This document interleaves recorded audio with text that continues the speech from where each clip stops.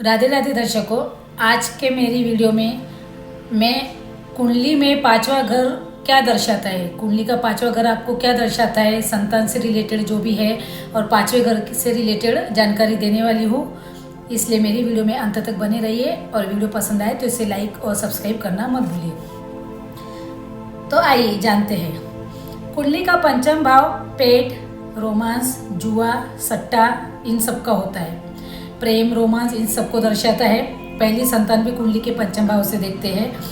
संतान के लिए पंचम भाव प्लस D7 चार्ट में लग्नेश, पंचमेश, बली हो तो उच्च कोटि की संतान मिलती है। पांचवा घर, पांचवे घर का लॉर्ड, पांचवे घर पे कौन से ग्रह की दृष्टि पड़ती है और D7 चार्ट में लग्नेश और पंचमेश अगर बली हो तो उच्च कोटि की संतान मिलती है। तीसरे सूत्र पर आ जाते हैं। संतान के लिए प्राथमिकता पहले पत्नी की, बाद में पति की कुंडली को देखें। यह प्राथमिकता होनी चाहिए कि पहले पत्नी की कुंडली देखना है, उसके बाद पति की कुंडली देखें। D1 चार्ट में लग्नेश विषम राशि में हो तो पुत्र संतान होती है। D1 चार्ट में लग्नेश विषम राशि में हो तो पुत्र संतान होती है। लग्नेश सम राशि में हो तो कन्या होंगी।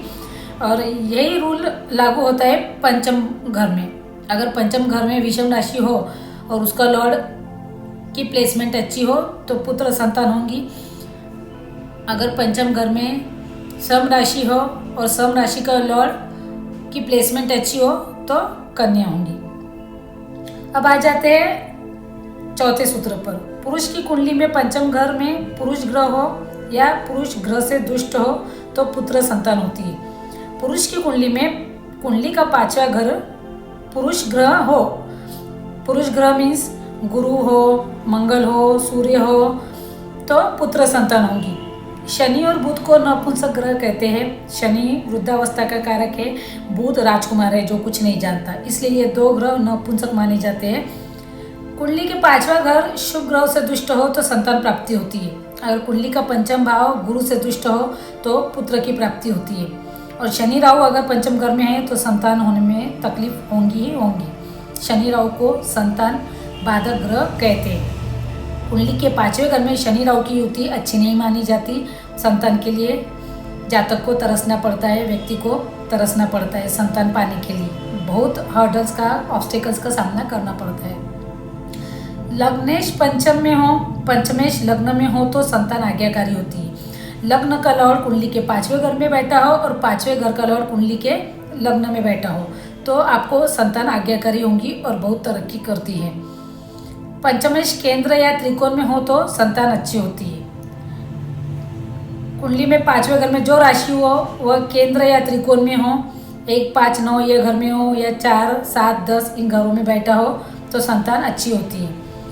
और अगर पंचमेश 6, 8, 12 में चले जाए तो संतान को कुछ न कुछ रोग बना ही रहता है, या तो मानसिक हो या शारीरिक हो, संतान को कुछ न कुछ तकलीफें हेल्थ वाइज आती है और करियर में भी तकलीफ देखी गई है। कुंडली के पांचवें घर में सूर्य पर अगर शनि की दृष्टि हो, कुंडली के पंचम भाव में सूर्य हो और उस पर शनि की दृष्टि हो तो संतान आज्ञाकारी नहीं होती। पिता पुत्र में आपस में बनती नहीं, या तो उनके दूर दूर रहने के योग बन जाते हैं, साथ में रह नहीं सकते, तरक्की कर नहीं सकते। यह योग बनते हैं अगर कुंडली के पांचवें घर में सूर्य विराजमान हो और उस पर शनि की दृष्टि हो।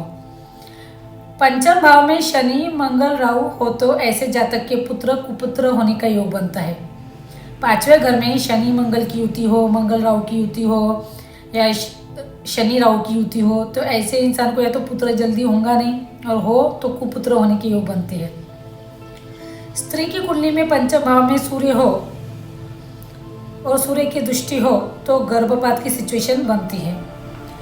अगर कुंडली के पांचवें घर में अगर सूर्य बैठा हो या उस पर शनि राहु की दृष्टि हो तो गर्भपात की सिचुएशन बनती है, एबॉर्शन, मिसकैरेजेस के योग बन जाते हैं। पंचम भाव में गुरु हो तो ऐसा जातक संतान का सुख नहीं ले पाता है या संतान से संबंध खराब हो जाते हैं, क्योंकि गुरु स्थान हानि करता है। पंचम भाव में अकेला गुरु भी अच्छा नहीं माना जाता। संतान तो होती ही पुत्र संतान, बट थोड़े से प्रॉब्लम्स क्रिएट हो जाती है पिता पुत्र के बीच में, क्योंकि गुरु स्थान हानि करता है। या तो संतान दूर रहती है अपने पेरेंट्स से, यह भी योग बनते हैं। पंचम भाव का मालिक अगर 6, 8, 12 में चला जाए और नीच का हो जाए तो संतान उत्पत्ति नहीं होंगी, या संतान हो जाए तो संतान सुख नहीं मिलता है, या उसके द्वारा अपमानित होना पड़ता है। ऐसे योग कुंडली भी बनते हैं। तो दर्शकों, आज के लिए बस इतना ही। आगे भी मेरा यह वीडियो जारी रहेगा संतान के बारे में, कि पंचम भाव और क्या क्या रिप्रेजेंट करता है। तब तक के लिए जय श्री कृष्ण। कुंडली विश्लेषण आप करवाना चाहते हैं तो मेरा नंबर, व्हाट्सएप नंबर स्क्रीन पर डिस्प्ले हो रहा है, बाय अपॉइंटमेंट ओनली।